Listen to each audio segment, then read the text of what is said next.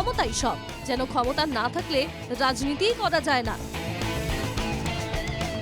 বিরোধী কংগ্রেসের এক নেতা হাত ছেড়ে পদ্ম তুলে নিলেন হাতে। দলের প্রাথমিক সদস্য পদ থেকে ইস্তফা প্রদেশ কংগ্রেসের কার্যকরী সভাপতি রানা গোস্বামীর। রানা গোস্বামীর পদত্যাগে অস্বস্তি কংগ্রেসে। অসমে একের পর এক নেতা কংগ্রেস থেকে ইস্তফা দিচ্ছেন, ক্ষমতার মোহে যোগ দিচ্ছেন শাসক শিবিরে। দল থেকে ইস্তফা দেওয়ার তালিকায় এবার নতুন সংযোজন প্রদেশ কংগ্রেসের কার্যকরী সভাপতি রানা গোস্বামী।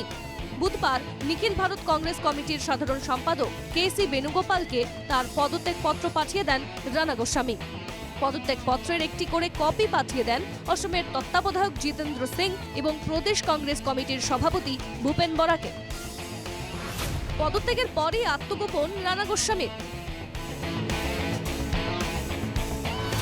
তার মোবাইল সুইচড অফ।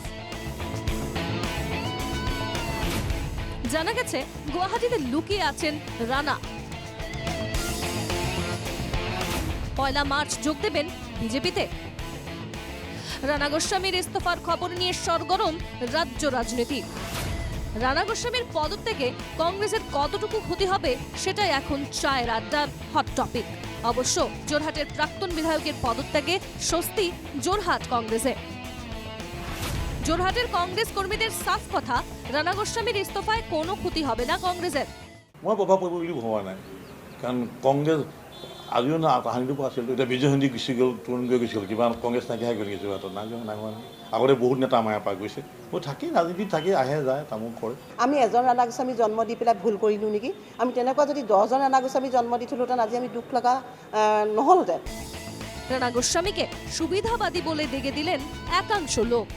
কংগ্ৰেছ দলত থাকি পেলাই তেওঁ আচলতে যিটো আগৰ ভেটি আছিলে ভেটিটো নিজেই খহিছে বুলি ধাৰণা কৰিছে, যাৰ কাৰণে আচলতে তেওঁ বিজেপিমুখী হৈছে আৰু বিজেপিৰ সেই গেৰুৱা পতাকাখনৰ আচলতে ওপৰত ভৰসা কৰি তেওঁ নিৰ্বাচনী বৈতৰণি পাৰ হ'বলৈ এটা চেষ্টা কৰিছে যেন মোৰ অনুভৱ হয়। রানা গোস্বামীর ইস্তফা নিয়ে প্রতিক্রিয়া প্রদেশ কংগ্রেস সভাপতি ভূপেন বরার। মই অলপ দিনৰ আগতে বিজেপিৰ ৰাজ্যিক সভাপতি ভৱেশ কলিতা ডাঙৰীয়াক জ্যোতি চিত্ৰপনৰ লগ পাইছিলোঁ। এতিয়া মই তেখেতক কৈছিলোঁ যে আমাৰ দলৰ পৰা ডাঙৰ ডাঙৰ নেতাবিলাক আপোনালোকে লৈ যায়, নি পেলাই বৰ আলৈ আথানি কৰে, বাজপেয়ী ভৱনত আপোনালোকে থিয় কৰাই থয় মঞ্চত। মই আজি আকৌ বিজেপিক ক'ম, যদি ৰাণা গোস্বামী ডাঙৰীয়াক নিয়াৰ কথা ভাবিছে আপোনালোকে নি পেলাই আলৈ আথানি নকৰিব। এদিকে গুয়াহাটিতে এক সাংবাদিক সম্মেলনে প্রদেশ মহিলা কংগ্রেসের সভাপতি মীরা বরঠাকুরের অভিযোগ, কংগ্রেসে মুখ্যমন্ত্রীর এজেন্ট ছিলেন রানা গোস্বামী। দলে থেকে বিভীষণের মতো কাজ করেছিলেন ৰাণা গোস্বামী। ৰাণা গোস্বামী ডাঙৰীয়া ভূপেন বৰা ডাঙৰীয়াৰ লগত কিবা লাগি পেলাই যে গৈছে এইটো নিমিত্ত মাত্ৰহে। তেওঁ হিমন্ত বিশ্ব শৰ্মাৰ লগত বহু দিনৰ পৰা সম্পৰ্ক বৰ্তাই ৰাখিছে। দলত থাকি ঘৰ বিভীষণৰ কাম কৰা যিসকল মানুহ আছে ৰাইজে চাই আছে তেওঁলোকক। এইটো কথা ভাবিব নালাগে যে তেওঁলোকে যে যিবিলাক কাম কৰি আছে, আজিৰ তাৰিখত 1 কোটি টকাৰ ঠিকা এটা ল'বলৈ হিমন্ত বিশ্ব শৰ্মাৰ ওচৰত যাব লাগে। গতিকে কামো লৈছে, গালিও পাৰিছে, মনতো ৰাখিছে, দলটোও ভাঙিছে।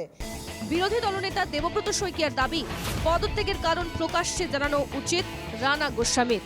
ৰাণা গোস্বামীয়ে ব্যক্তিগত কাৰণত গ'ল নে বিৰোধী দলৰ ভূমিকাত অসন্তুষ্ট হৈ গ'ল, এই কথাখিনি জানিলে আমাৰ দেশ মজবুত হ'ব, গণতন্ত্ৰ মজবুত হ'ব। সেই গতিকে ৰাণা গোস্বামী ডাঙৰীয়াই এখন প্ৰেছ কনফাৰেন্স কৰি তেখেতৰ কংগ্ৰেছৰ বহুদিনীয়া সম্পৰ্ক, এই সম্পৰ্ক কিয় ত্যাগ কৰিলে এই কথাটো ৰাজহুৱা কৰা উচিত। Bureau report, NKTV Bangla.